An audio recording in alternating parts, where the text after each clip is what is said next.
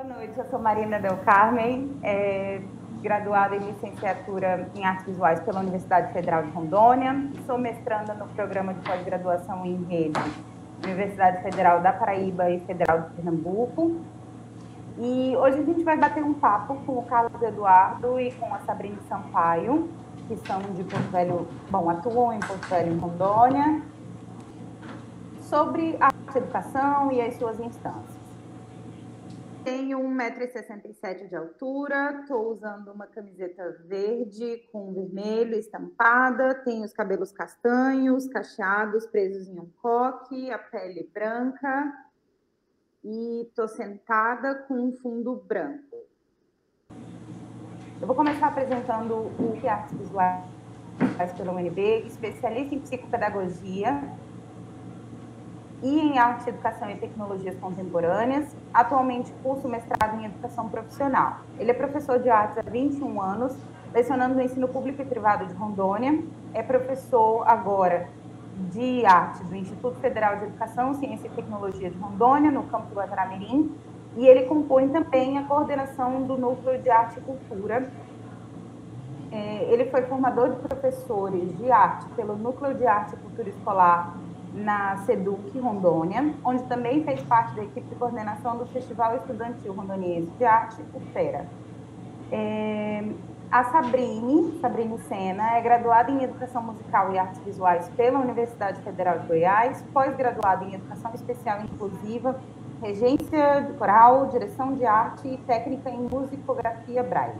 Atualmente mora na cidade de Porto Velho, Rondônia, onde é regente dos corais do Ministério Público do Estado de Rondônia e da Academia de Música na Universidade Federal de Goiás. Arranjadora e regente do grupo vocal Cantador e diretora criativa da Cantador Produções Artísticas. É educadora musical e arte educadora, atuando desde 2000 com musicalização infantil, ensino regular de arte e música e em projetos sociais. Idealizadora e diretora-geral do projeto Canto para Todos desde 2014. E é professora concursada da SEDUC, atualmente chefe do Núcleo de Arte e Cultura Escolar da Secretaria de Educação do Estado de Rondônia. Eu agradeço a presença dos dois, duas boas-vindas. Gostaria de agradecer ao Cadu, em especial, pela minha formação em artes visuais, a presença da Sabrine, e aí a gente vai começar esse papo com a primeira pergunta, que é como vocês percebem a arte e a educação a partir do chão da escola e a partir das políticas públicas. Então, uma pergunta bem geral para a gente tentar entender onde que a arte e a educação está nesse momento, o que está sendo discutido, o que pode ser desenvolvido. Posso começar? Aí, daqui a pouco a Sabrina, daqui a pouco já os dois vão estar conversando. Bem, gente. Bem, antes de mais nada, deixa eu fazer uma apresentação. Meu nome é Carlos Eduardo.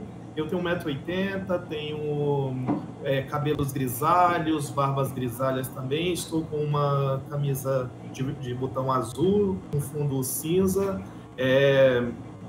Sou chamado de Cadu, porque Carlos Eduardo era uma forma que minha mãe puxava a minha orelha quando eu fazia alguma coisa, quando eu fazia arte no sentido de bagunça. Então, Cadu fica mais light, né? E arte e educação, né? Como a Marina falou, eu sou apaixonado pela arte e educação, né? A Marina, que está aqui, ela sofreu nas minhas mãos algumas décadas atrás, né?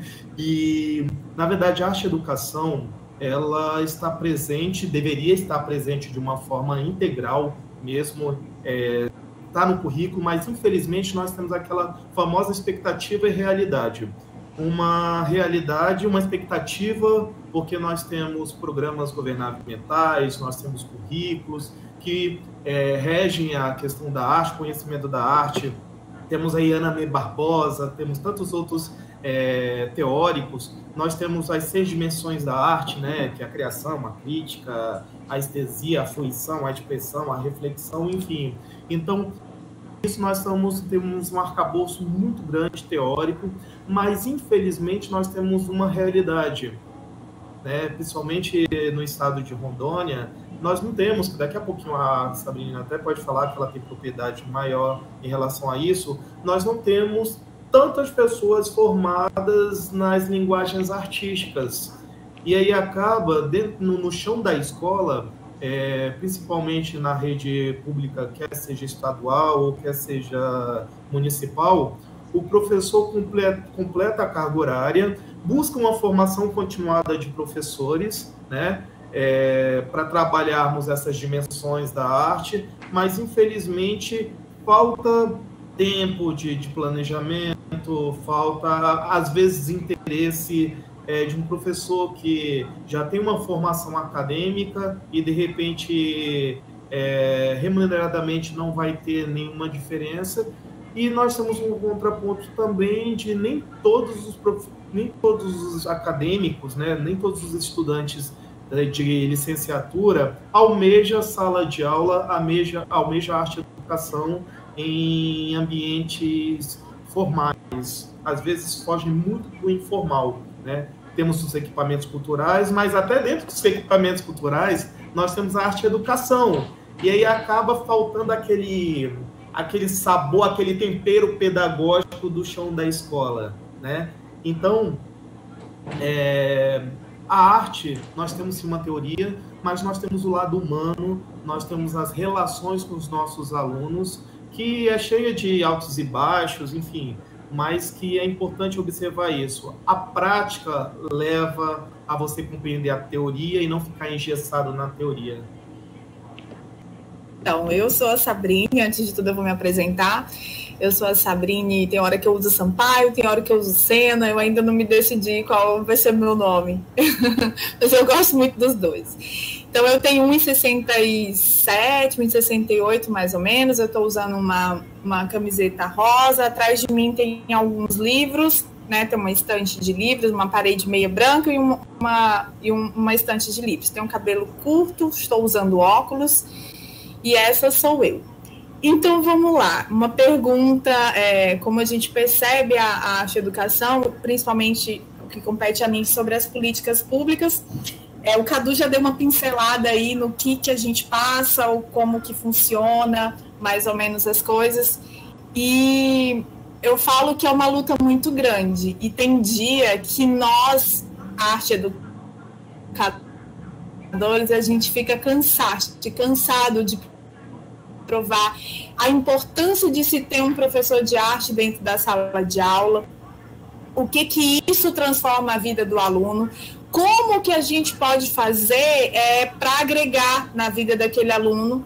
Então, assim, é um negócio que ele passa além, entendeu? Então, assim, a função hoje, o que me compete hoje enquanto gestora, é fazer com que os professores se apaixonem. Entendeu? Então, a gente vira encantadores de professores. E assim, qual é o nosso grande problema hoje? O problema do estado de Rondônia.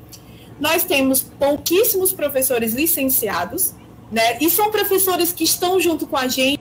Nós somos 27, 28 professores, né? Licenciados que estão na rede pública, né? Eu estou falando da rede estadual de ensino.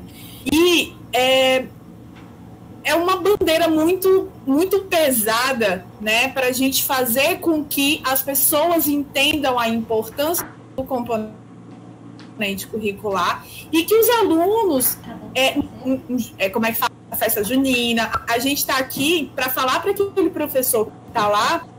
E, além disso, a gente não trabalha com datas comemorativas, a gente tem outros conteúdos. Só de segmentos artísticos nós temos 4. Né, dentro da sala de aula. Então, é um trabalho muito difícil a gente chegar e formar, por exemplo, se eu tenho 410 escolas, eu tenho 400 ou mais de 410 professores. Eu já cheguei a contar, 680, uma época de formação continuada, a gente tinha 680 professores de artes para 410 escolas. Isso quer dizer, além do meu professor de arte, tem outras pessoas dando aula. Então, hoje, é isso. Nós formamos professores que não são do nosso componente para fazer ele se encantar pelo componente. Então, esse é o meu trabalho hoje, é o trabalho da minha equipe hoje, é fazer esse encantamento e mostrar que a arte é diferente. E além eu do acho mais, que é por aí, Sabrina, nós tivemos também, nós estamos numa mudança de quebra de alguns paradigmas, ou então de uma pseudo-inovação, que na verdade quem ama o que faz, quem é formado, quem sabe muito bem, se planeja, sempre trabalhamos de uma forma interdisciplinar, sempre trabalhamos as 4 linguagens artísticas. Então, para quem já trabalha no chão da escola, isso já não é novidade nenhuma. Quem tem uma formação acadêmica, a questão dos itinerários formativos, isso nós já realizávamos dentro das nossas aulas de arte, trabalhávamos as várias linguagens de uma forma transdisciplinar, interdisciplinar, enfim, já realizávamos isso.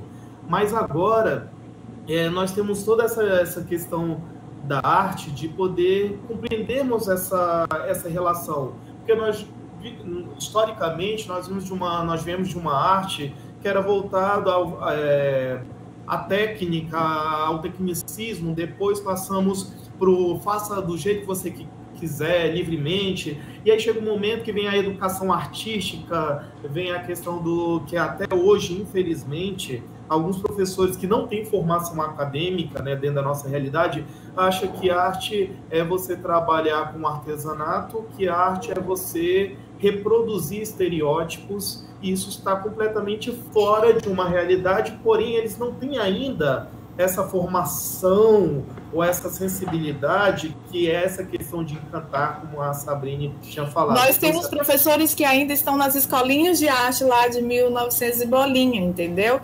E aí, ou que estagnaram ali em educação artística. Então, tem gente que ainda fala assim, aula de educação artística, né? Então, para mim, isso já é uma coisa tão... nem quando eu entrei na faculdade em 2007 já tinha mudado isso, né? Então tem gente que ainda está lá, são professores que estão há 30 anos na sala de aula e que tiveram que, por algum motivo ou outro, né? Não, pega a arte porque a arte é fácil, ou pedagogos assim que acabaram de voltar de uma, como é que chama quando o professor fica, eles pedem uma licença e vão retornar para a sala de aula. Então, assim, geralmente quem pega, né, esse componente curricular são essas pessoas, ou os professores que estão complementando carga horária. Então, assim, um professor de matemática que ele tem 30 horas, precisa de mais 2 horas, ele pega 2 aulinhas de arte, né? Nossa, então, isso fere muito a gente enquanto gestor, mas isso é uma briga muito grande, porque isso vai além das nossas possibilidades institucionais, né? A gente esbarra em outros problemas que vêm desde a formação, por exemplo, por mais que a SEDUC ela abra um processo seletivo ou que ela abra um concurso para assumir, né, o componente curricular, eu não tenho, por mais que eu tenha uma universidade, eu tenho 2 ou 3 universidades aqui que, né, tem particulares e tal, enfim, eu não tenho professores, né? As pessoas passam no concurso, mas eles não assumem, ou por medo de sala de aula, ou porque não era a vibe dele, entendeu? Então eles ficam por um período, aí já começa, não, eu vou coordenação, ou eu vou fazer outra coisa, ou então dá um jeitinho de sair da sala de aula. Então, assim, outra realidade também que eu acho que precisa ser falado, é o gostar da licenciatura. Eu, enquanto arte educador, eu tenho que entender que eu tenho os espaços, né? E que esses espaços, eles precisam ser preenchidos, né? Então, assim, é uma balança que não está rolando ainda, que não está pendendo mais para um lado do que para o outro. E isso acontece com os estagiários, acontece de qualquer processo seletivo que a gente tem que fazer, acontece esse tipo de coisa. É isso. E é uma confusão também, né, Sabrina? É uma confusão entre o que é ser artista e o que é ser arte educador. Muitas vezes chega um artista para dar aula, um professor de língua portuguesa, de língua estrangeira moderna, ele é artista, vai trabalhar com componente curricular de arte e ele trabalha apenas aquela linguagem a qual ele se identifica, apenas. E muitos alunos em sala de aula não têm afinidade àquela linguagem que ele tem como verdade para ele. Então, o arte educador tem que, sim, lógico que nós temos uma habilitação que é seja música, teatro, dança, artes visuais, mas em artes visuais, teatro, dança e música. Mas chega um momento que você, dentro de sala de aula, você tem que trabalhar essas 4 linguagens. Lógico, sempre a gente puxa um pouquinho a sardinha para a nossa formação, mas temos essa atenção que eu, quando trabalho artes visuais, tem aquele aluno da música, tem aquele aluno do teatro, e eu preciso conquistá-lo. E nada melhor do que conquistar esse aluno é falar a linguagem dele e é participar de projetos ou atividades extra classe que venham contemplar, que venha dar uma notoriedade a esse aluno. Nós temos, por exemplo, no estado de Rondônia, o Festival Estudantil Rondoniense de Arte, que a função dele principalmente é isso, de dar essa notoriedade, dar esse protagonismo para o aluno. O professor não precisa saber cantar, o professor não precisa saber dançar, não precisa saber pintar, ele só precisa ter sensibilidade, olhar para aquele aluno, que o aluno já faz sozinho, ele já vai sozinho. Então, a importância de escolas particulares que não participam de festivais, como nós temos aqui em Rondônia, que façam suas atividades extra-classe, que participem de Olimpíadas, que participem de festivais, criem os seus festivais, criem os seus eventos, e aqueles da rede pública que participem, né, que nós estamos aqui falando sobre o participe desse festival ou criem os seus festivais. Então, a gente estava falando de uma certa escola particular aqui da cidade, eu não sei se eu posso citar o nome, né? Mas como eu trabalho lá, enfim, o Cadu também conhece o sistema e tem um festival nacional. E eu achei isso muito bacana, porque tem uma preocupação também dentro da rede privada, né, de manter essa coerência e manter professores de arte lecionando, né, o componente curricular. E sobre o FERA, o FERA ele foi se modificando ao longo do tempo, né? Ele vem de um projeto de 2015 que nasceu dentro dos Jogos Escolares, que é o que é mais conhecido dentro do Estado e tal. Então, ele nasceu como um lazer dentro dos Jogos, né? Então, assim, ele foi formado, ele foi criado por educadores físicos, né? E aí, quando eu chego dentro da secretaria, que eu fui justamente para, assim, fazer um negócio assim, sabe? Gente, isso daqui não é jogo, isso daqui não é competição.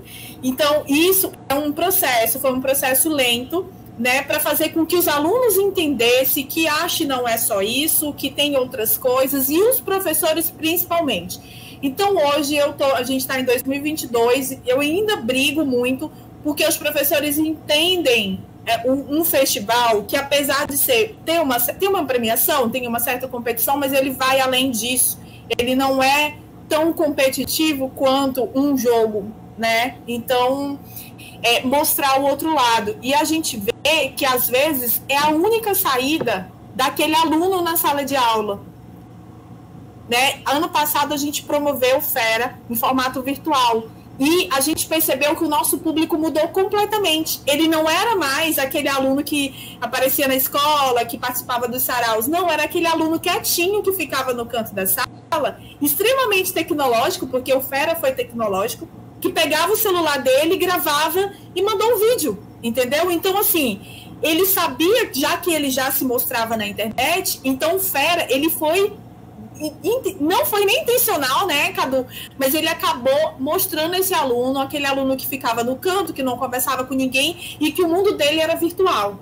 Então, assim, a gente pegou outro tipo de aluno e isso é muito interessante. E outra coisa que acontece no FERA, o FERA, quando ele tem fases, quando ele chega na estadual, aquele aluno que está lá na ponta, está lá em Extrema, ele está lá no Cone Sul, ele vai viajar para Porto Velho, ele vai viajar para outra cidade, onde vai ser estadual, né? E aquilo, às vezes, é a primeira viagem daquele menino. É a primeira vez que ele está saindo de perto dos pais, ou que ele está viajando mesmo, né? Então, a gente escutou isso muito. Então, por isso que a gente insiste muito no festival, a gente insiste que as escolas abracem isso, né, que fala assim, gente, vamos fazer, vamos tentar, além dos jogos escolares, né, que também é uma coisa que acontece o ano todo. Então, a importância do Fera hoje é isso, é resgatar esse aluno e fazer com que ele se apaixone, não só, que não vai virar artista, alguns viram. A gente tem vários alunos hoje que foram para o The Voice, a gente tem alunos hoje que estão na Cal, fazendo curso de teatro. Então, a importância deles se sentirem artistas, né, por alguns dias, naquela escola dele, na comunidade, no município, isso é muito importante.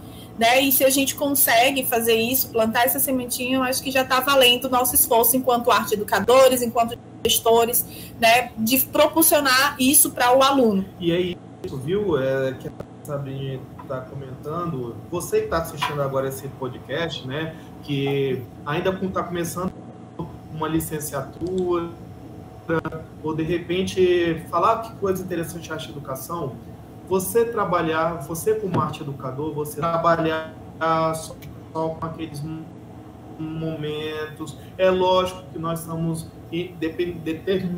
dependendo da instituição onde você trabalha, você tem que trabalhar um pouco mais a teoria, em virtude do Enem, que por enquanto ainda é um processo seletivo, então existe essa necessidade, entre aspas, mas mesmo trabalhando com a história da arte, você trabalhe também com a fruição, que você trabalhe com a reflexão, com a crítica. Às vezes, em sala de aula, é complicado você dar 45 minutos de aula e mudar a sala de um formato para trabalhar com pintura, com desenho, com recorte, sendo que daqui a pouco o outro professor vai chegar e vai te olhar com a cara gigantesca, assim, com raiva, porque você deixou a sala desorganizada, que você deixou a sala suja, que deixou bagunçada, mas é o momento de você estimular essa criação, a crítica, a fruição, você trabalhar com a estesia em sala de aula, você trabalhar com esse sentimento, com essa emoção que o aluno possa expressar. E aí, nada melhor do que utilizarmos os equipamentos culturais também da sua cidade, da sua região. Chegamos a utilizar, né, a Casa de Cultura Ibamarocos. A gente utilizou em 2019 todos os equipamentos culturais, né? E a gente incentiva para que cada município procure o seu teatro, porque é importante também o aluno saber que exposição de arte em galeria, sentir aquele clima, né, do ambiente. Então, em 2019, a gente propôs, né, isso, para que, de 2019 para cá, para que tudo fosse realizado dentro de um equipamento cultural do Estado. E tinha alunos daqui de Porto Velho, por exemplo, né, eu sei que isso vai estar passando, mas a gente tá em Porto Velho, que nunca tinha ido no Museu da Memória Rondoniense, que nunca tinha entrado numa casa de cultura. Então, esse tipo de coisa, porque assim, os equipamentos eles estão praticamente no coração da cidade. E esses alunos e os professores nunca entraram dentro, nem sabia, por exemplo, que o museu era um museu. Entende? Então, isso, para nós, ainda é uma questão de formação de plateia, por que não? Né? A gente trabalha com essa formação de plateia e com a arte educação mesmo, de levar. E só te cortando mais um pouquinho, Cadu, já puxando, a Marina talvez nem fez a pergunta, mas já que a gente está no rolo aqui, esse ano a gente está com um projeto de educação patrimonial em que nós vamos trazer as escolas lá daquela comunidade, escola do campo, que não tem acesso nem à BR, que é a estrada mesmo de chão, para vir conhecer os equipamentos culturais com uma proposta pedagógica, com uma proposta artística, pedagógica e cultural, por que não para conhecer 10 equipamentos daqui de Porto Velho. Então, são crianças que nunca saíram também de lá.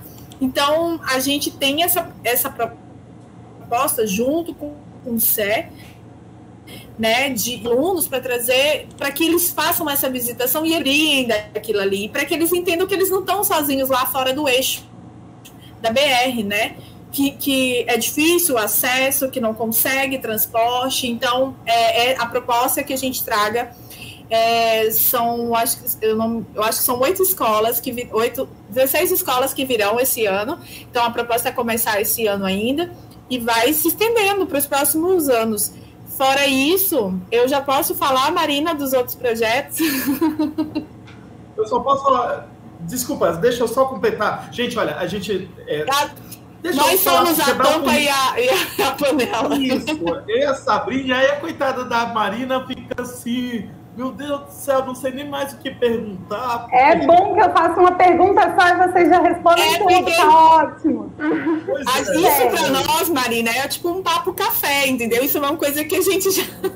Então, assim, era muito que eu queria. Essa questão que a Sabrina falou, gente, nós temos uma tradição de falar o seguinte, nós temos uma ementa a ser seguida para aquela série X, para aquela idade, temos essa ementa. Gente, cultura é currículo. Inclusive, nós temos até um projeto pela SEDUC, né? E daqui a pouco eu jogo para a Sabrine. Cultura é currículo. O currículo não é só você falar sobre pré-história. O currículo não é só você falar sobre pintura rupestre. Perdão, a ementa não é só você trabalhar arte, educação, não é só você trabalhar arte rupestre. É saber que aquela arte rupestre foi produzida num período, em uma civilização, e como isso está presente no meu dia a dia, como isso está presente no museu, qual a relação do museu com a comunidade, porque se nós ficarmos nessa questão, voltarmos ao tecnicismo, você vai trabalhar isso, conhecer isso, e cadê a relação dele com esse equipamento, dele com esse conhecimento que está presente na comunidade dele? Sabrina, fala um pouquinho essa questão Tô dando uma de Carmen agora, né? Fala um pouco sobre essa questão, que é aquele rol de conteúdos, de conhecimento. A cultura. Independente da região que a gente esteja. Então, a gente está em Rondônia, onde a gente tem vários polos. Então, assim, hoje eu coordeno, né? Assim, tenho equipe de coordenação de arte e cultura dentro das 18 CREs. Então, nós temos 52 municípios e nós temos coordenadorias regionais de educação que respondem por esses municípios. Então, o que acontece? Eu tenho, por exemplo, o Guajará-Mirim, que tem uma tradição completamente diferente de Ouro Preto, que é completamente diferente do Cone Sul. Né? Então, é fazer com que eles entendam e se apropriem daquilo, das culturas das suas regiões. Ariquemes, que está tão próximo a gente, tem uma cultura completamente diferente de Porto Velho. Então, a gente tentar fazer com que eles entendam e se apropriem de cada região onde eles estão, é o nosso papel, né? De tentar fazer isso. E o que a gente, o núcleo, no caso, propõe. A gente meio que fala assim, SEDUC, a gente precisa cuidar disso, então vamos lá. Né? Então, muitas ideias vêm de conversas, vêm de assuntos. A gente tem algumas parcerias, por exemplo, o SESC, nas formações continuadas. A gente vai começar um curso daqui a alguns dias sobre arte indígena, e isso muito nos interessa, porque nós temos... eu não vou falar o número exato, mas é mais ou menos umas 114 escolas indígenas. Né? E que nós, por exemplo, eu entendo pouquíssimo sobre o assunto e tenho que falar disso em sala de aula, né? Então, nós buscamos parcerias, por exemplo, com o SESC ou com outras instituições fora, né? A gente tem um projeto muito bonito agora, que é um projeto a nível nacional e que depois vira mundial, que é um projeto Árvore, que é a Fundação Otávio Roth, né, que é que vai ter uma exposição, por exemplo, dos trabalhos dos nossos alunos. A gente está trabalhando no bioma amazônico agora, a Fundação está trabalhando com o bioma amazônico, que depois vai ser uma exposição que vai virar vai acabar na ONU, né? Então, assim, é muito interessante a gente fazer essas parcerias, como o projeto chama, o Cultura é Currículo, ele é isso, a gente cria parcerias, faz com que a gente fomente a cultura dentro da sala de aula, né, voltado para os professores e, às vezes, voltado para o aluno, para que melhore essas relações, para que eles entendam que não eu falo de novo, gente, vocês não vão virar artistas. Se vocês quiserem virar artistas, o caminho é esse, mas é fazer com que eles gostem e que eles vejam que a arte vai estar em tudo. Né? Então, se ele vai numa viagem falando de outros polos, eu sempre brinco com os meus alunos. Esses dias eu fui falar da Mona Lisa, e aí um aluno levantou isso numa outra rede, né? E o aluno levantou assim, eu já conheço. Eu falei, legal. Né? E a tia que nunca foi ver a Mona Lisa. Falei, legal. Então, assim, eu tenho os dois polos. Eu tenho o aluno que nunca saiu da sua cidade, né, para conhecer a capital, por exemplo, E eu tenho aquele aluno que já foi para Espanha, para Paris, já foi para tudo quanto é lugar, né, com a família, e que talvez não deu o devido valor a visitar o museu, porque a primeira coisa que a gente faz quando a gente vai para outra cidade, independente da gente ser da arte ou não, é a gente visitar um museu. A gente vai visitar um museu, a gente vai ver uma exposição, e aqui a gente não vai. Então, assim, o que eu tenho tentado, o que eu e o Núcleo e a SEDUC tem tentado é fazer com que as pessoas entendam o seu processo, a sua cidade e o seu estado. E depois vai conhecendo os outros, assim, e comece a gostar, ou não, ou ter a sua visão crítica do que é e do que não é, e a sua construção enquanto ser humano, indivíduo, e aplique aquilo ali aonde acha que tem que aplicar. É isso.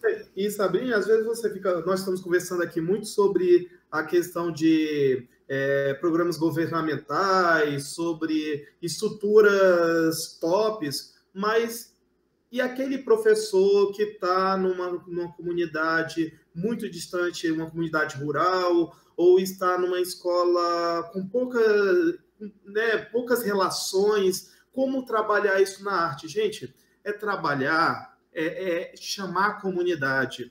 Você não tem uma pessoa top, um palestrante para falar sobre folclore, mas tem a vozinha que é lá da comunidade, que conta histórias maravilhosas, que vai encantar. Traz a vozinha, traz a tiazinha que conta causos para a sala de aula. Utilize essas pessoas, utilizem de uma forma, lógico, boa, né? Traga a comunidade para dentro de sala de aula. Faça pesquisas, não só aquela pesquisa bibliográfica, mas aquela questão de conversar com o outro. Não vamos ficar fechados dentro de uma caixinha, vamos quebrar essas caixinhas. Uma coisa que eu gostaria muito de falar como arte educador, não vamos trabalhar essas caixinhas das linguagens artísticas. Lógico, há um momento, principalmente na rede particular privada, que trabalha em prol do Enem, de um conhecimento sistematizado, mas vamos dar um ênfase à cultura de cada aluno, de cada família. Isso que a Sabrina estava falando, nós temos extremos, né, que ela está falando até mesmo com uma coordenadora de um núcleo estadual, mas nós temos que pensar também na escola que as nossas salas são os nossos extremos. A quinta série A, a sexta série A, o primeiro ano do ensino médio A, B, C, o que for, ele é diferente da outra turma que está apenas dividido por uma parede.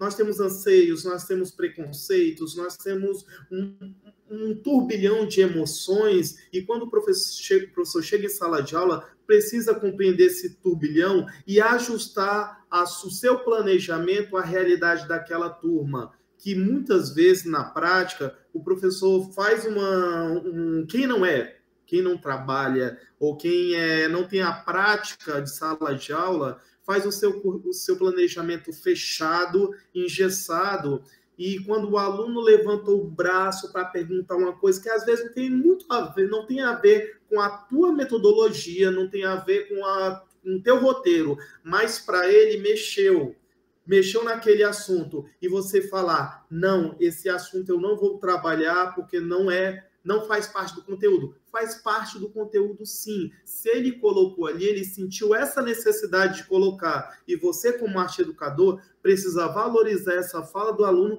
e trazer para o seu assunto. Lógico que chega um momento que você vai viajar, aí você, gente, vamos voltar aqui para esse assunto, que eu preciso terminar o raciocínio, mas dá essa fala. Então, nós não fecharmos o nosso roteiro de aula, nosso planejamento de aula, que seja qual for o nome que se dê, voltado ao que eu preciso passar de uma forma engessada. E sim valorizar, verificar esses extremos que nós temos na questão governamental. Nós temos em todas as esferas paredes separando essas nossas salas. E eu ter essa relação com esse meu aluno, de que ele saiba que aquilo tudo que ele possa contribuir vai ser muito útil na minha aula de aula, dar voz ao aluno.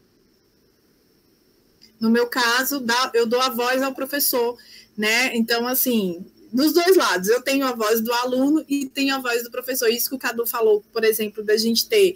Eu vou planejar uma aula para o 6º ano. Meu 6º A é completamente diferente do meu 6º B, né? E eu tenho que entender isso e eu tenho que compreender que nunca vai ser a mesma aula. E a mesma coisa acontece na formação continuada, porque a formação continuada de professores, eles também são alunos, e que eu tenho realidade completamente diferentes. E a minha sala de aula, por exemplo, eu tenho 18 salas de aula de 52 alunos de 52 municípios, que eles são completamente diferentes, e são realidades diferentes.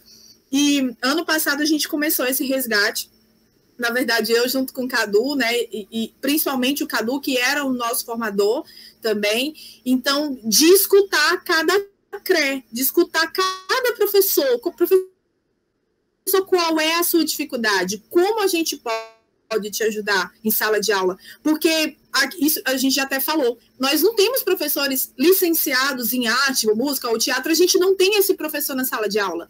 E outra coisa também para deixar claro, quando nós fazemos formação continuada de artes, muitas vezes os nossos colegas licenciados, eles não participam da nossa formação, entendeu? Então, assim, a gente tem que ficar puxando a orelha, olha, vem, porque tu é a única pessoa formada da tua cidade. Então, assim, a gente fica tentando, sabe, fazer com que os colegas também vistam a camisa, porque o que acontece hoje também, nós temos 32 aulas, né? Porque a gente tem uma aula por semana. Então, assim, eu entendo a realidade do professor lá, porque é uma carga horária pesada, né? Então, assim, a gente tem poucos componentes curriculares que tem uma aula, entendeu? Matemática tem não sei quantos, português e a arte é uma, para você arrumar o menino para a feira de arte e cultura da escola, para fazer os cartazes e os murais, né? Então, ultimamente, a gente tem batido na tecla, gente, professor de arte não faz mural de escola, né? A gente tem batido por quê? Coloca os meninos para fazer bandeirinha dentro da sala de aula naquele momento que é a aula do professor. Então, assim, olha, não, fala, eu estou aqui para dar aula de arte e eu não vou fazer bandeirinha, porque não é o momento, gente. Não, a gente tem uma aula. Então, não adianta, por mais que a gente fale assim, já chegou várias... a arte tinha que ter 2 aulas. Gente, é uma política que vai além de mim enquanto professor, de mim enquanto gestora da SEDUC, além da SEDUC. São coisas que vêm de cima para baixo, assim como vários programas que eu não vou citar o nome agora, né? Não sei se a gente vai falar sobre isso, mas assim, o novo ensino médio, né? Enfim, que são coisas que foram implantadas de cima e a gente vai obedecendo, a gente vai tentando se ajustar a uma realidade que é o que nós temos, é como vai ser agora e a gente vai tentando suprir as necessidades que vai aparecendo. Isso que a Sabrina falou, 32 aulas. 32 aulas é para quem é concursado, que trabalha só na rede pública de ensino. Isso não é realidade do professor de arte, porque o professor de arte, ele é concursado no estado, às vezes ele tem um concurso de 20 horas no município, e ele trabalha em escola particular. Então, essas 32 aulas vai para 60, vai para uma questão muito alta, e o planejamento desse professor, né? E fora que no estado, às vezes, ele vai para uma escola que ele vai trabalhar, quem é formado, você, aluno que está em licenciatura em uma das linguagens artísticas, você vai fazer um concurso e nem sempre na escola onde você foi lotado tenha toda a tua carga horária. Como você vai fazer isso? Insista, batalha, sabe por quê? Hoje, a realidade na rede pública de ensino é o quê? Não temos professores formados, abre concurso, não fecha uma quantidade necessária. Concurso não, perdão. Processos seletivos simplificados. Mas também abre o concurso e também não fecha as vagas. Aí o que acontece? Nós temos professores de língua portuguesa que tem do estado 31 aulas e aí completa com uma aula de arte. E aí você tem um professor de matemática que ele tem 30 aulas, ele completa 2 de arte. É o que vai acontecer. naquela turma que o professor de língua portuguesa vai completar com arte, ele vai dar produção de texto e vai falar sobre o que é a arte da escrita. Aquele da matemática vai falar sobre a arte geométrica, mas ele vai estar trabalhando matemática. Ele não está trabalhando as dimensões do conhecimento de arte, que é essa parte, né, da reflexão, criação, enfim, que a gente já comentou aqui. E aí, de repente, você, quando faz um concurso público, quando você vai para uma escola particular, que você tem a formação, você é o titular da cadeira, mas vai falar, está faltando uma aula, da aula de filosofia, da aula de religião, da aula do que for, aula de informática. Até para que ele não saia, né, Cadu, da escola. Porque o que acontece hoje? A gente tem, sei lá, 18 turmas, a gente precisa de mais. Então, o que acontece? Você vai ter que procurar uma segunda escola. Então, você vai ter um segundo diretor, uma segunda coordenação, um segundo... Porque cada escola, elas não são iguais, né? Então, tem a gestão escolar também, e aí eu tenho que me dividir em 2, 3 escolas para poder fechar a minha carga horária. Aí o professor, aí é oferecido ao professor, olha, então pega a filosofia e sociologia para completar. E aí, gente, vem aquele problema, né? Porque você também não é licenciado em filosofia, você também não sabe nada de filosofia, e vem aquelas aulas prontas, né? De que você vai lá no Google, você pega na internet como dar aula de filosofia, e assim tem como dar aula de arte também, né? Porque essa é uma realidade. E não é só em Rondônia, né? Que é uma realidade do Brasil, assim. A gente está falando muito daqui, mas... Isso entra essa questão de cultura é currículo, pelo menos na parte do Estado. Se você faz projetos, se você realiza projetos de cultura, dentro de uma carga horária, de uma quantidade X, você deixa de dar essas aulas de filosofia, sociologias enlatadas via Google e você começa a trabalhar as linguagens artísticas através da cultura, trabalhar isso, completar, na verdade, a sua aula, com isso, a sua carga horária, sem precisar ficar sofrendo, ligando e desligando a chave seletora do professor da disciplina X, Y e Z. E na rede particular, hoje ainda bem, os gestores compreendem a função social, a função da arte. Então, várias escolas particulares também têm seus próprios festivais, têm suas próprias atividades extracurriculares e que muitas vezes os professores na rede particular têm dentro da sua carga horária pago para fazer um projeto, para realizar, quer seja numa esfera particular ou numa federal, que nós temos também a questão de uma carga horária a cumprir, vários editais a ser inscritos com alunos bolsistas, como nós temos na Universidade Federal. Então, nós compreendermos o que é a arte, sabermos que a arte tem uma função gigantesca e nós nos apropriarmos disso e olharmos para o nosso aluno, que a realidade da escola onde eu estou trabalhando, o que eu posso trazer melhor, o que eu posso trazer da arte para contribuir com aquele aluno, com aquele indivíduo. Então, eu voltei, por exemplo, teve uma escola, teve uma aluna que... né, no festival de arte, né, aqui de Rondônia, uma escola que era uma escola dentro de um container no interior, e a aluna nunca tinha imaginado ir para a cidade, que era o meio rural, não tinha imaginado ir para a cidade, tampouco vir para Porto Velho, que foi a sede, e tampouco ficar hospedado em um hotel.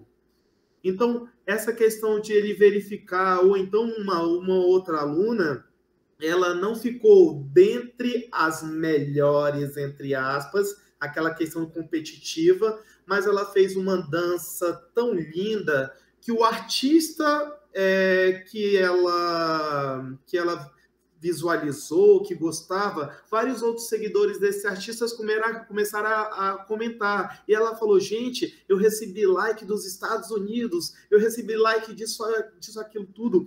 Olha que a arte é educação, não é só arte, não é educação artística. A arte e educação ultrapassa a sala de aula, ultrapassa aquele teu planejamento engessado.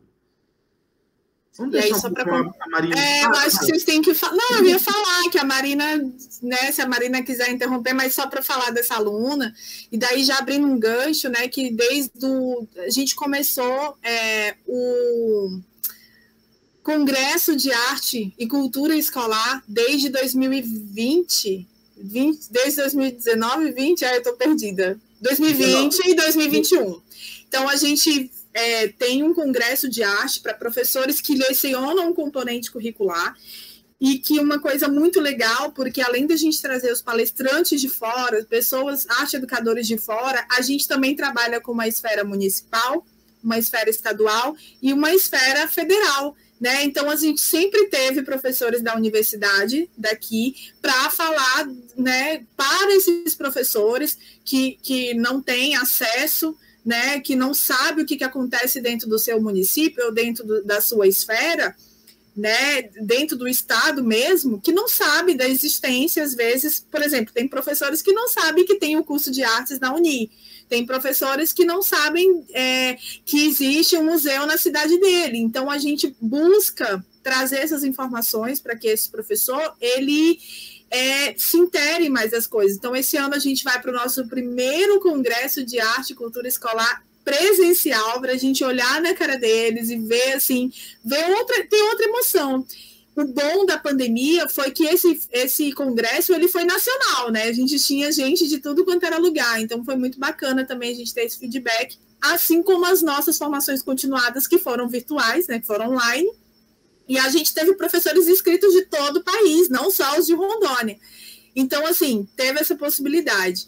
Era só para fechar isso, que o Cadu falou da aluna. Essa aluna, ela fez a apresentação cultural dela dentro do Congresso de Arte, e foi muito bacana isso, né? Porque, assim, ela saiu do FERA, ela foi eliminada, tipo assim, na segunda fase, na fase municipal, e a gente viu, né, a sensibilidade da aluna, e a gente colocou como uma atração cultural dentro do congresso, ou seja, já foi passando de uma coisa para outra, né, já foi espalhando. Então, eu acho bacana isso, e a porta que eu vejo do FERA é isso, que os alunos olhem para os colegas, olhem para as outras cidades, com um olhar mesmo crítico e reflexivo, e que eles entendam que aquilo ali, além de ser uma competição, é um outro olhar, é uma outra forma, é um buscar, assim, que talvez eu não tenha acesso enquanto aluno, que eu não tenha acesso na minha cidade. Eu vou pesquisar que ele fez aquela música, então eu vou pesquisar que música é aquela. E eu acho que é isso que vale, sabe? É o buscar o conhecimento de uma outra forma também, não só o lado competitivo. Marina, você pode falar agora. Nós deixamos. Obrigada, gente. Não, mas eu acho que foi bacana, assim. Em uma pergunta, vocês meio que percorreram todo o roteiro, que eu achei muito bacana mesmo. Você não devia ter passado o roteiro. Não, mas eu acho que é isso mesmo, Sabrina e Cadu. Uma sincronia maravilhosa, que é muito fortuita para a gente, porque, inclusive, no começo da fala de vocês, eu pensei, bom, vou adiantar a pergunta número 5, porque estamos chegando nela, e aí vocês já responderam a pergunta número 5, que eu acho que é uma das coisas mais importantes para mim agora, é pensar a educação e a formação estética. Mas não a estética como um processo de visualidade, a estética como um processo de formação do pensamento crítico a partir de atravessamentos artísticos, né? Vocês falaram agora dessa aluna e deram outros exemplos de formações, formações de professores e formações de alunos, e eu queria que vocês falassem um pouco mais sobre a arte e educação nesse lugar de formação do pensamento crítico. Por quê? A gente entende que essa é uma realidade nacional da escassez de professores formados, licenciados em arte e educação, seja de qualquer linguagem, e aí a gente acaba caindo no ensino técnico, né? O ensino técnico da arte. Então, um professor de matemática possivelmente vai puxar mais para o cartesiano, um professor de línguas, de português. O de português vai puxar para literatura, porque literatura é arte. Exatamente. mas entender de uma forma geral como a arte pode ser esse campo de formação do pensamento crítico. Como que vocês veem? E, principalmente, uma das questões que eu mais tenho encaminhado nas minhas pesquisas é um lugar como Rondônia, que se estruturou a partir de fluxos migratórios, né? A gente está falando de duas pessoas que, inclusive, não são de Rondônia. Se eu não me engano, Cadu é do Rio, né? Isso. Cadu do Rio, Sabrina do Piauí? Sou do Piauí. Pois é. A gente está falando de duas pessoas que não são de Rondônia e que estão lá há algum tempo já. E eu estava falando que a parte da minha pesquisa é encaminhada nesse sentido, né? De um estado que ele é muito recente, que ele tem uma formação histórica baseada em propostas mercantis, projetos mercantis, fomentados pelo Estado, trazendo imigrantes. Como que a gente percebe essa conjuntura cultural, essa conjuntura identitária a partir das artes? Vocês encaminham isso? Vocês veem isso, principalmente para vocês que estão inseridos num contexto escolar e num contexto de formação? Então, eu já até meio que já dei uma pincelada sobre isso, quando eu te falo que as minhas 18 coordenadorias, elas são completamente diferentes, de realidades completamente diferentes uma da outra. Então, eu vou te trazer para Porto Velho. Dentro de Porto Velho, eu tenho de tudo. Eu tenho os ribeirinhos, eu tenho comunidade indígena, eu tenho tudo, né? Então, é uma realidade completamente diferente.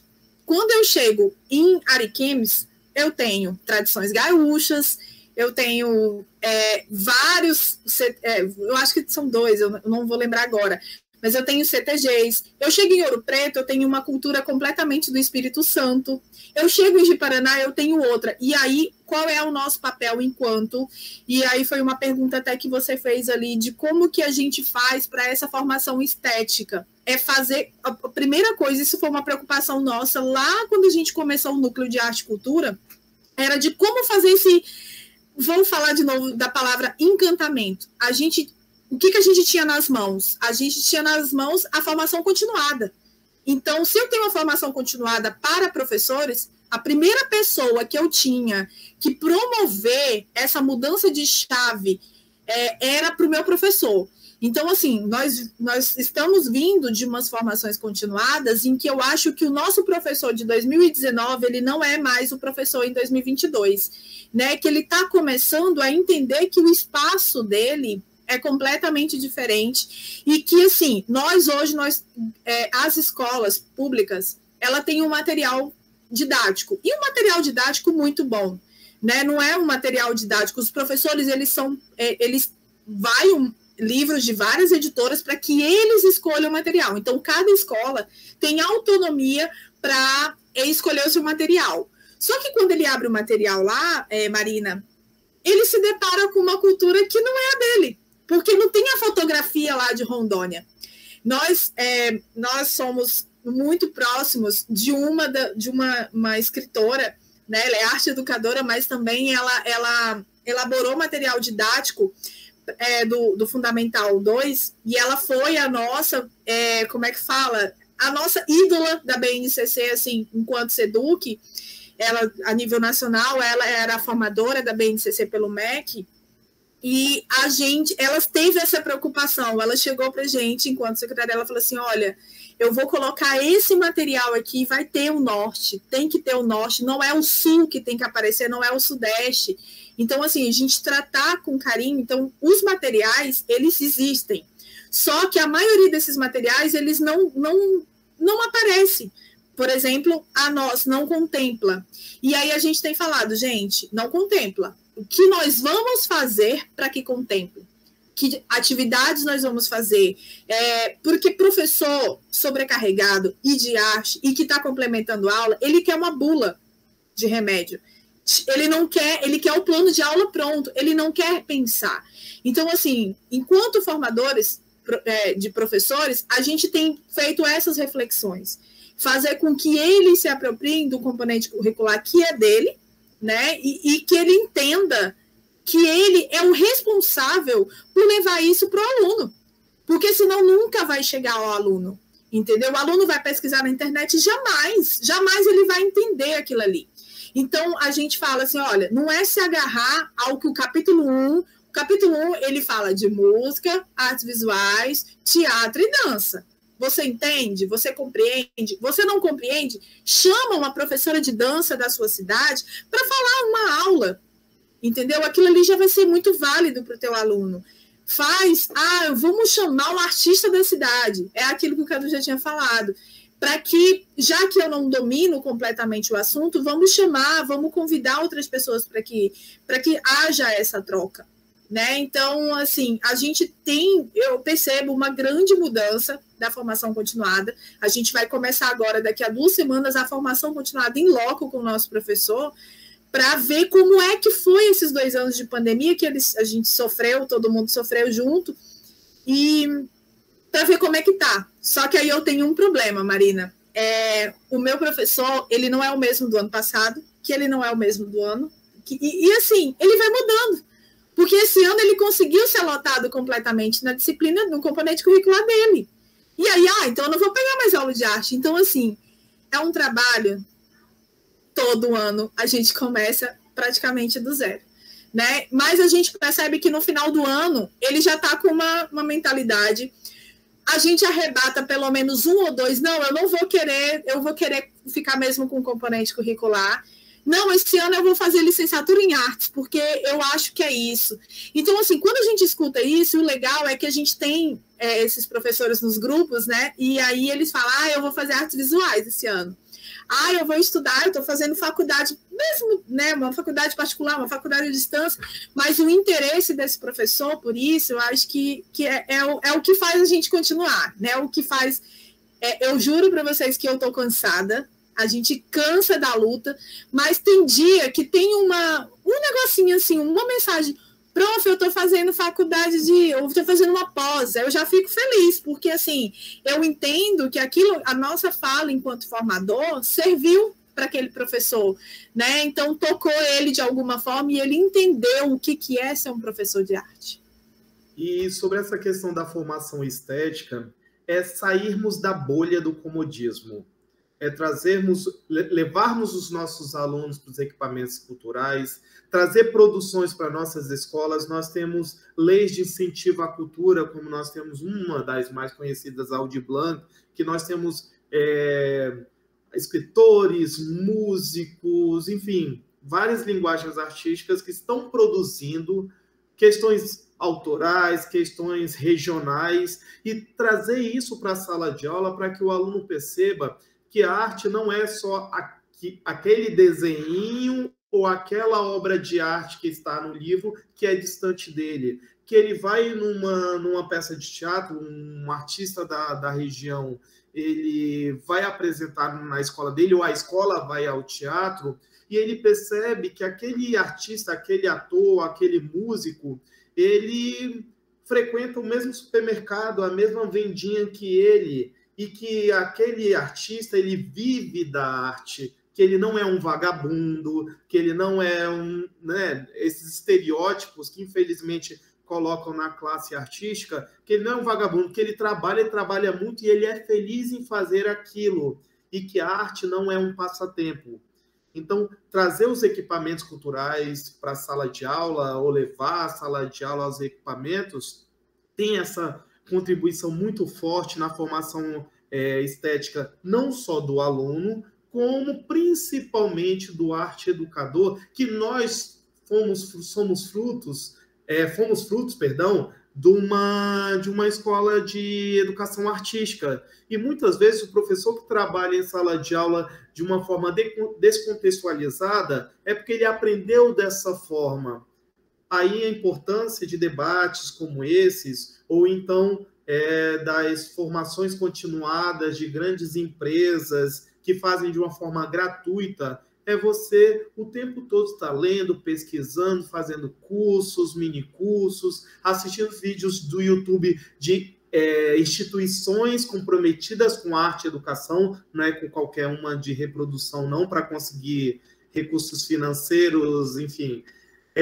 E que você pesquise. que você desenvolva. Aí eu trago agora, lembrando muito a questão da uma teoria, né, da taxonomia de Bloom.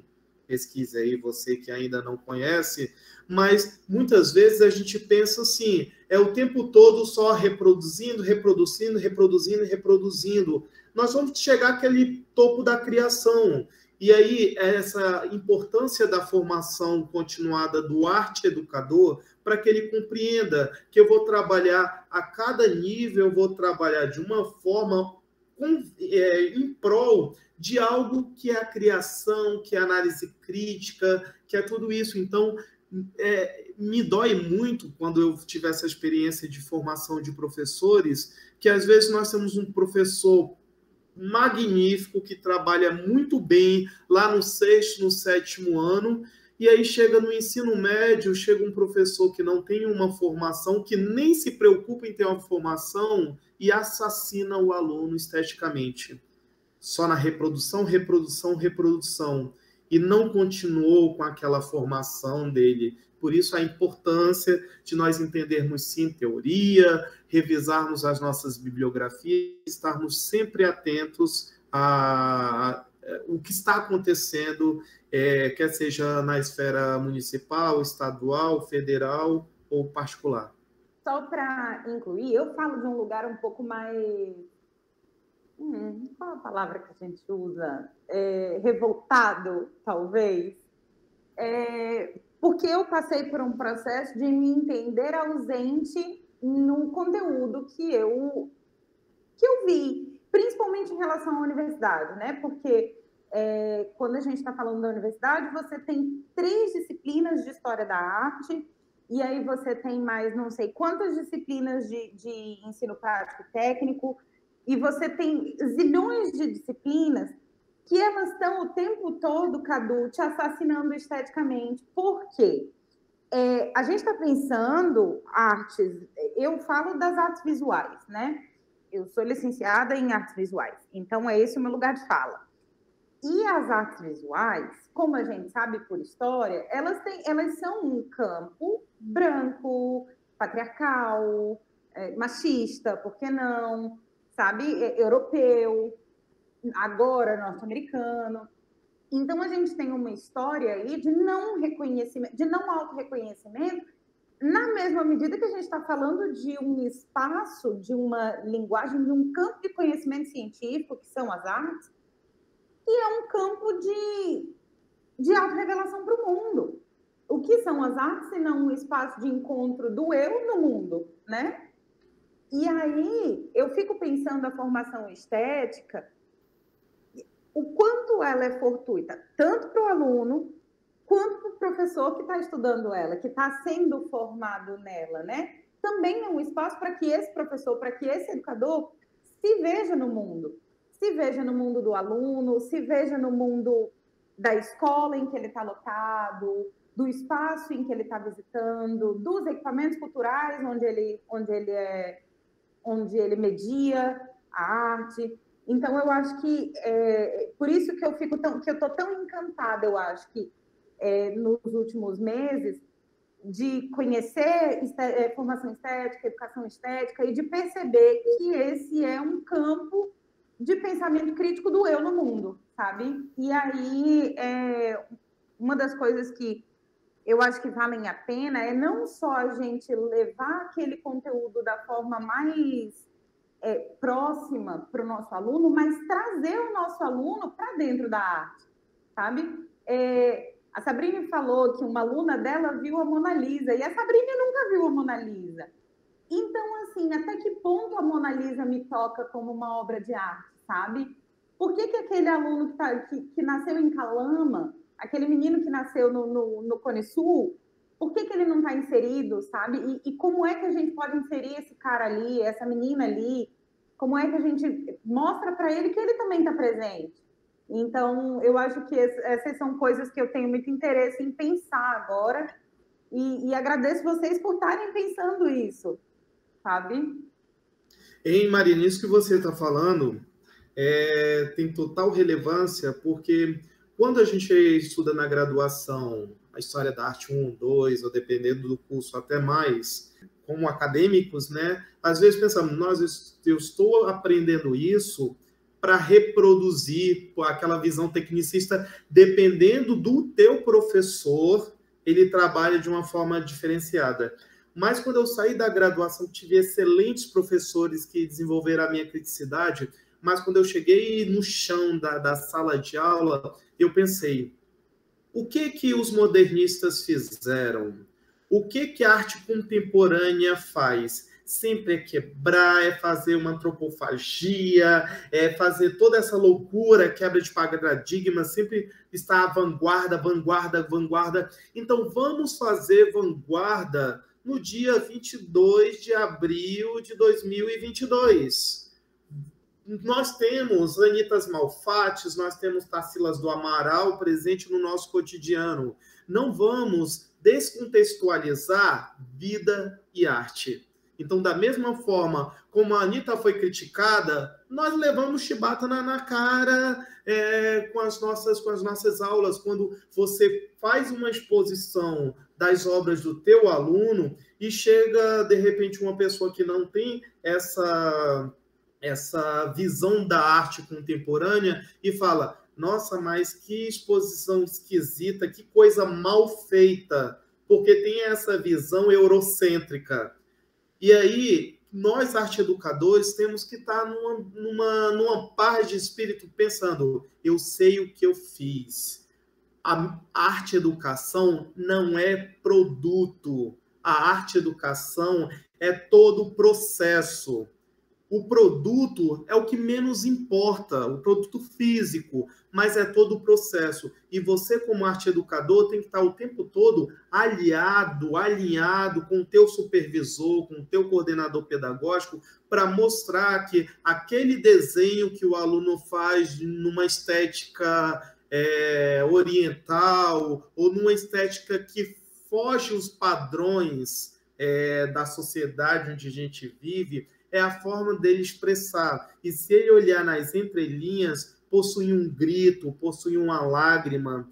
E isso nós vamos chegar com um departamento de orientação pedagógica, ou seja, a arte é uma ferramenta de transformação. A partir do momento que nós compreendermos isso, creio que essa questão estética vai começar sendo tirada dessas amarras do estereótipo, do algo padronizado, e vamos o tempo todo despadronizar, vamos quebrar essas barreiras que a arte é a expressão. E a gente tem também aquilo que ele consome. O que esse crítico consome hoje? Eu não vou citar nomes de artistas, mas hoje, para eles, é muito bonito aquele artista lá, né? Que todo mundo já sabe. Então, quando chegam para mim, professores, principalmente os nossos professores formadores, eu pintei a minha sala do Romero Brito, legal, né? Tipo assim, porque é a arte comercial, é aquilo que ele tem, é a música daquela determinada cantora que ele tem. Então, quando chegam para a gente, por exemplo, os produtos dos alunos, por mais que a gente diga, não pode usar essa roupa, não pode ter coisas sensuais, não pode ter um monte de coisa, porque acha que aquele aluno consome, né? Então, assim, a gente tem que ter essa preocupação também, e acho que a nossa grande preocupação enquanto formador de professores é fazer com que, o que esse professor está levando. Porque a gente sabe que o aluno tem a bagagem dele, que ele quer colocar aquilo ali, mas de que forma eu vou mediar isso? Não, vamos fazer isso, mas a gente pode fazer a sua, mas vamos pensar numa outra proposta, numa letra, vamos usar isso, sabe? Então, a nossa preocupação é grande com o que o aluno está consumindo, o que ele traz de casa, o que ele traz da rua, e como que esse professor está mediando isso, né? Então, a gente tem essa preocupação também, enquanto formador e enquanto também professor, né? Como que eu posso levar isso? Esses dias eu levei Hermeto Pascoal. Como que eu posso levar isso e falar, olha, a grandiosidade desse cara, né? Ou então mostrar, a gente foi trabalhar vanguardas europeias, né? E traçar um paralelo com a realidade de hoje em dia. O que você... Não, a gente não vê. Você acha que eu vou ver uma exposição de arte? Claro que não, professor, você está doida? Né? Então, assim, como que a gente consome, como que a gente leva? isso para eles. É uma grande preocupação, acho que hoje, nossa, enquanto professores, enquanto formadores. Agradeço a presença do Carlos Eduardo, Cadu e da Sabrine Sena, Sabrine Sampaio. Gente, muito obrigada por essa conversa. Com certeza vai ser uma conversa muito produtiva para todo mundo que tiver acesso. A gente vai... Vocês me deram muita coisa para pensar, para a gente se conversar. Quero conversar com o Cadu, quero manter esse laço com Sabrine, para a gente encaminhar possíveis propostas, para que a gente esteja presente na vida um do outro, profissional, os contatinhos profissionais. Enfim, é isso. Muito obrigada mesmo. Antes de despedir, agradeço a presença do Carlos Eduardo, Cadu e da Sabrine Sena, Sabrine Sampaio. Gente, muito obrigada por essa conversa. Com certeza vai ser uma conversa muito produtiva para todo mundo que tiver acesso. A gente vai... Vocês me deram muita coisa para pensar, para a gente se conversar. Quero conversar com o Cadu, quero manter esse laço com Sabrine, para a gente encaminhar possíveis propostas, para que a gente esteja presente na vida um do outro, profissional, os contatinhos profissionais. Enfim, é isso. Muito obrigada mesmo. Pronto. Encerramos. Gente, sério, obrigada. Sabrina, eu vou falar contigo pro